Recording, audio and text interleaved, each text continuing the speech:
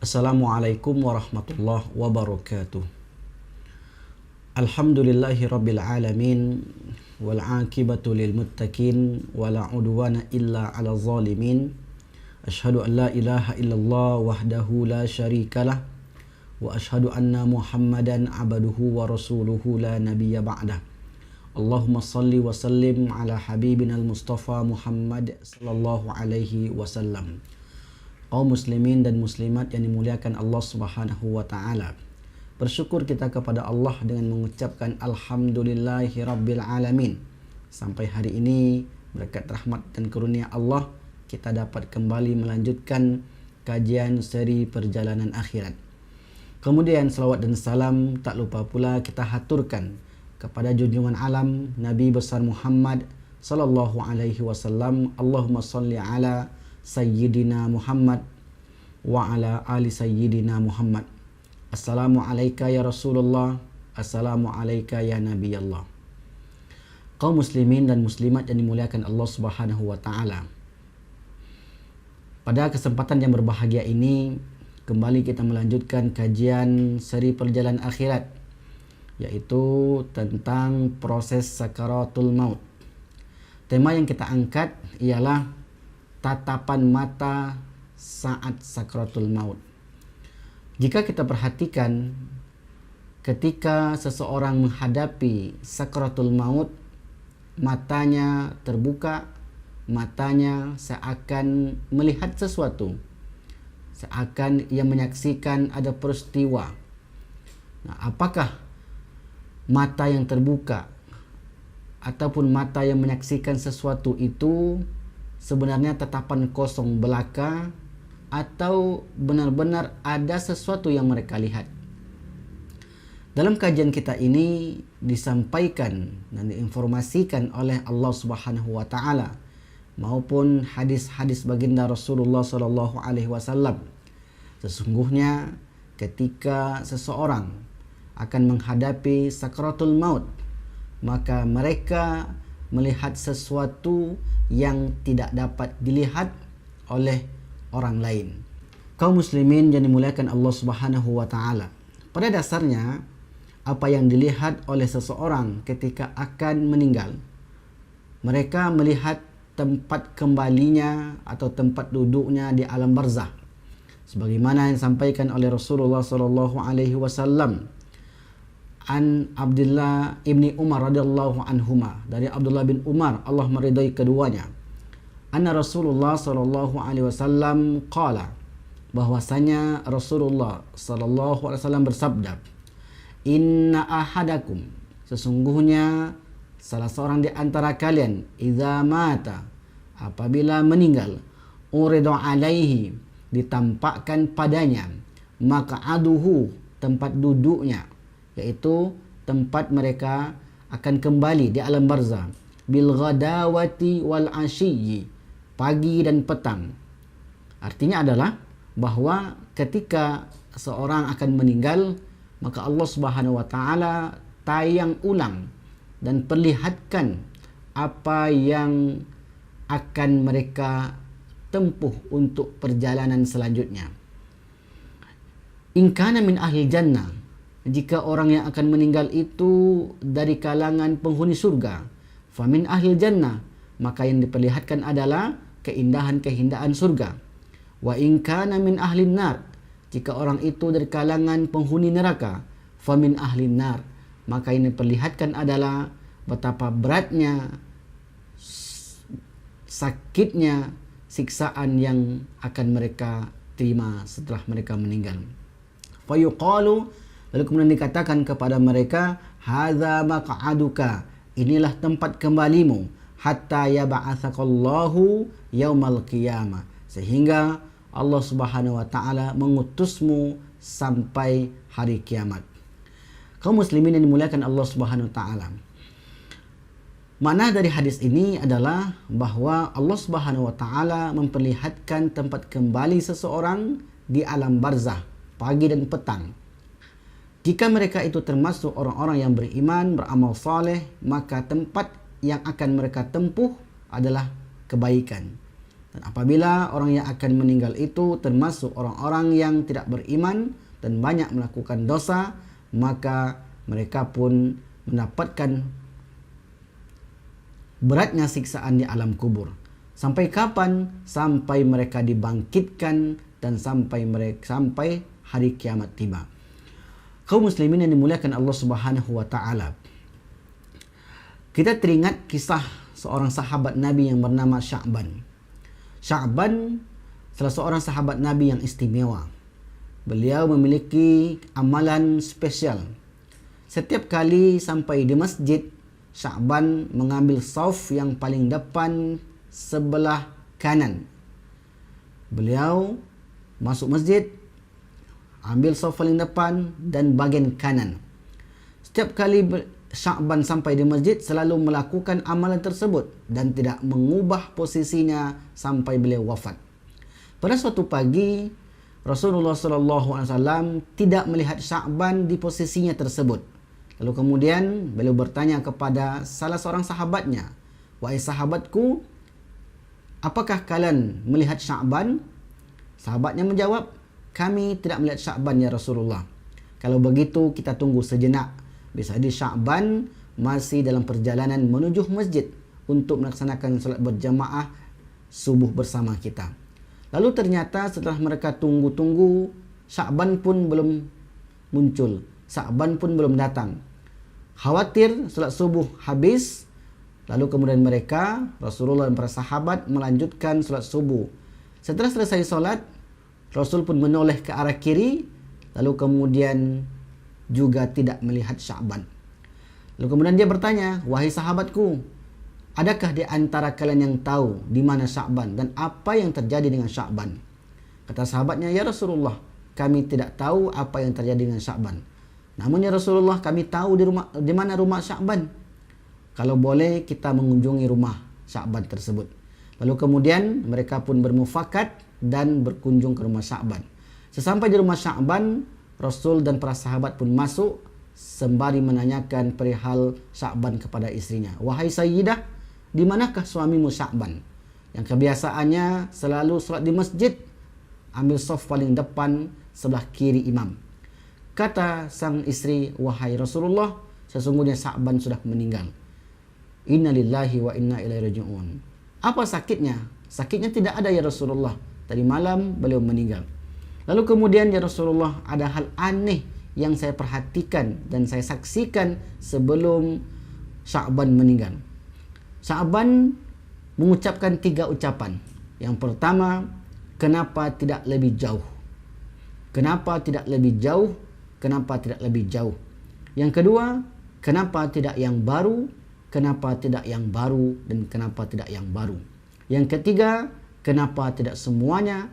Kenapa tidak semuanya? Kenapa tidak semuanya?" "Ya Rasulullah, apa makna takwil, tafsir dari ucapan Sya'ban tersebut?" Maka Rasulullah SAW membacakan ayat yang terdapat di dalam surat Qaf, ayat yang ke-22. "A'udzubillahi minasyaitonirrajim. Laqad kunta fi ghaflatin min hadza, fakashafna anka ghita'aka, fabasaruka al-yawma hadid." Sungguh kamu dahulu benar-benar lalai tentang ini. Tentang ini atau tentang peristiwa ini yang dimaksudkan adalah tentang kematian. "Maka kami singkapkan penutup matamu. Maka kami buka tabir-tabir gaib yang selama ini tidak kamu lihat. Sehingga penglihatan matamu pada hari itu menjadi tajam." Artinya, ketika orang menghadapi sakaratul maut, Allah Subhanahu wa taala singkap, buka tabir-tabir gaib yang selama ini ditutup untuk seorang tersebut. Ketika itu mereka menyaksikan malaikat yang berbondong-bondong menghadiri calon si mayit. Selain syaitan yang hadir ketika itu, para jin, iblis dan syaitan juga hadir ketika itu untuk menggoda si mayit agar si mayit itu meninggal dalam keadaan tidak beriman kepada Allah Subhanahu wa taala.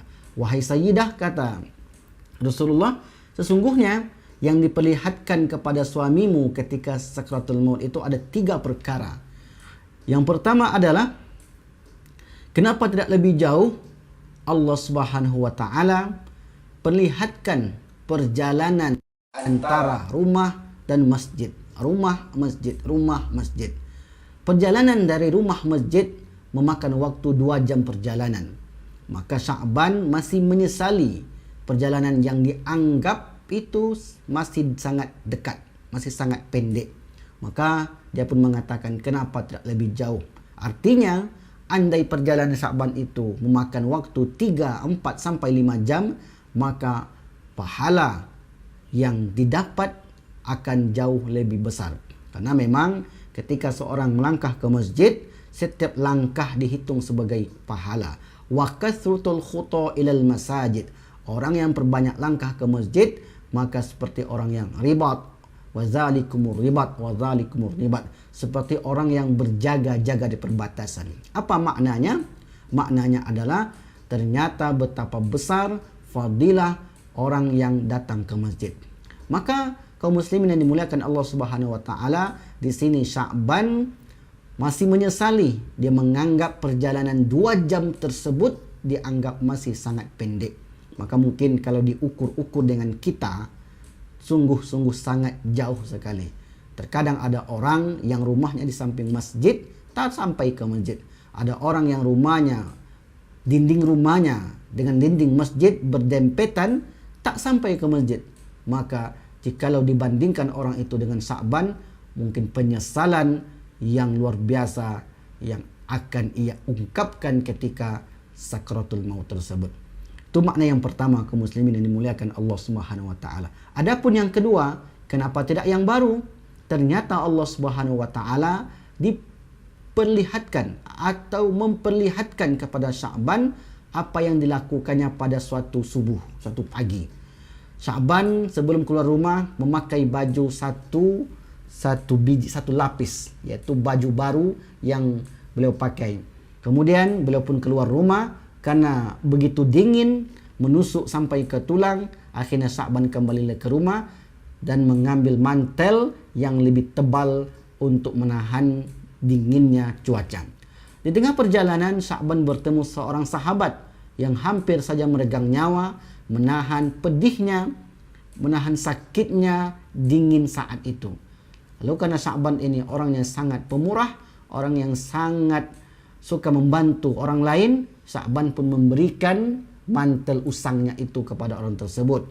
Akhirnya orang itu pun selamat dan Sya'ban pun merasa bergembira karena dapat membantu atau menolong nyawa seseorang. Ternyata amalan tersebut diperlihatkan oleh Allah ketika akan meninggal. Apa sebab? Kira-kira apa penyebabnya sehingga Allah memperlihatkan amalan tersebut?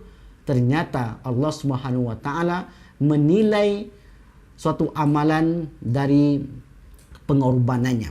Kalau pengorbanan itu besar, maka Allah Subhanahu wa taala akan membalas lebih besar pula. Kenapa disebut besar pengorbanan Sya'ban?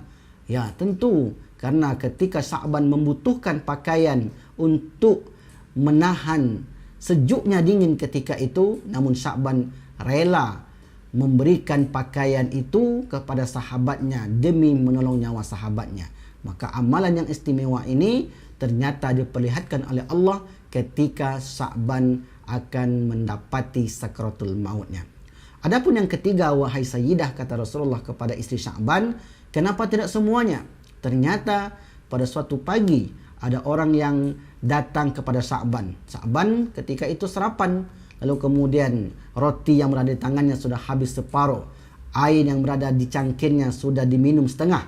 Lalu kemudian datang pengemis, ya wahai Sya'ban, sesungguhnya saya belum makan sejak kemarin. Saya sungguh lapar wahai Sya'ban. Maukah engkau membagi sedikit makananmu?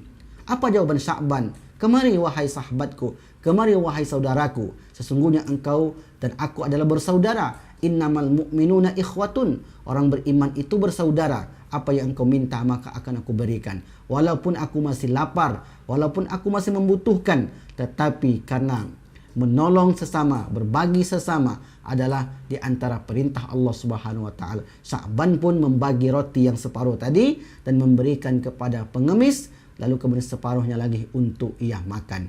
Kaum muslimin yang dimuliakan Allah Subhanahu wa taala. Subhanallah, ternyata amalan itulah yang diperlihatkan oleh Allah Subhanahu wa taala ketika Sa'ban akan meninggal. Pertanyaannya adalah, kenapa amalan tersebut? Ternyata rahasianya ialah bahwa ternyata amalan yang istimewa atau sesuatu yang kita butuhkan mampu kita berikan kepada orang lain, maka itu ternyata sangat besar nilainya di sisi Allah Subhanahu wa taala. Maka ketika ada kesempatan memberi atau berbagi kepada sesama kita yang membutuhkan, fakir, miskin, duafa, panti jompo, maka mari kita berbagi kepada mereka. Jangan sampai terjadi penyesalan. Sa'ban saja yang butuh dengan makan tersebut masih memberi, dan itu pun beliau menyesal. Apatah lagi mungkin di antara kita ada orang-orang yang diberi kelapangan harta namun mereka tidak berbagi kepada tetangganya. Dia tidur dalam keadaan kenyang sementara tetangganya tidur dalam keadaan lapar.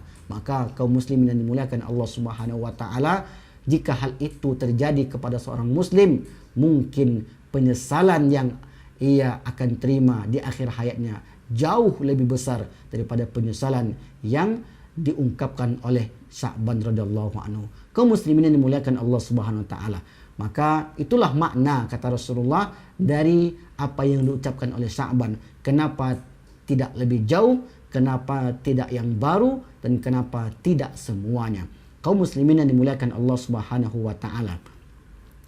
Suatu ketika Imam Ahmad radhiyallahu an, ketika beliau sakit parah dan hendak meninggal, maka dia berkata kepada anaknya yang bernama Abdullah, "Inna syaitana qa'imun bihidha'i 'adin ala anamilihi." Sesungguhnya syaitan berdiri di sampingku, 'adin ala anamilihi, sembari menggigit jari jemarinya, yaqulu, sambil berkata, "Ya Ahmad futtani, wahai Ahmad, aku kehilangan dirimu. Wahai Ahmad, aku kehilangan dirimu." Itulah ucapan syaitan ketika itu. Dan ternyata kaum muslimin yang dimuliakan Allah Subhanahu wa taala, tatapan mata seseorang ketika sakratul maut, dia melihat ada sosok yang mempengaruhi dan untuk menggodanya sehingga tergelincir dari agama yang diridhoi oleh Allah Subhanahu wa taala. Imam Al-Qurtubi dalam kitab At-Tazkirah menyebutkan bahwasanya syaitan yang hadir ketika itu menyerupai ayahnya. Dia pun berkata, "Wahai anakku, ikutilah agama Yahudi, karena agama Yahudi agama yang benar." Kemudian yang sebelah kiri, syaitan yang menyerupai ibunya sembari berkata, "Wahai anakku, ikutilah agama Nasrani, karena agama Nasrani lah agama yang benar." Jika orang itu orang yang kuat imannya, beramal semasa hidup, maka ia jawab, "Tidak, tidak, tidak. Saya tidak ikut kalian. Saya ikut agama Allah Subhanahu wa taala." Maka orang-orang yang kuat imannya dia akan menjawab demikian. Dan andai orang yang menjawab itu orang yang termasuk lemah imannya, mungkin saja mereka tergelincir ke dalam godaan syaitan yang terkutuk. Kenapa demikian kaum muslimin yang dimuliakan Allah Subhanahu wa taala?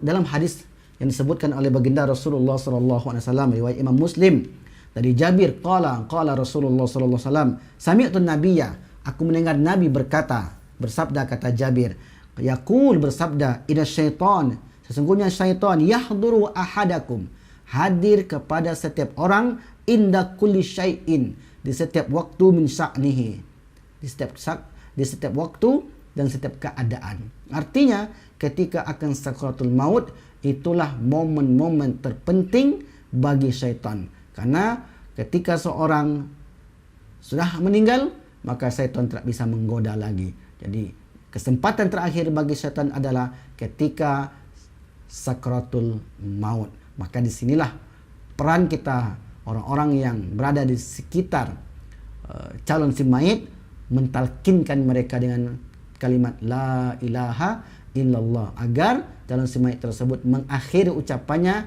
dengan kalimat la ilaha illallah. Man kana akhiru kalamihi la ilaha illallah dakhalal jannah. Siapa yang akhir perkataannya la ilaha illallah, dia akan masuk surga. Kaum muslimin yang dimuliakan Allah Subhanahu wa taala. Maka inilah yang dapat kita sampaikan pada pertemuan kali ini, bahwasanya jika kita melihat nanti ada orang-orang yang akan menghadapi sakratul maut, melihat ke depan ke kiri, ke kanan, dan pandangan mereka ketika itu menjadi tajam, ketahuilah bahwasanya mereka saat itu diperlihatkan banyak hal. Diperlihatkan kemana mereka kembali, diperlihatkan atau ditayang ulang apa yang mereka perbuat semasa hidup. Syaitan menggoda mereka dan malaikat pun merayu mereka untuk meninggal dalam keadaan menyembah Allah Subhanahu wa taala. Mungkin itu yang dapat kami sampaikan, mudah-mudahan bermanfaat. Wal afu minkum. Wassalamualaikum warahmatullahi wabarakatuh.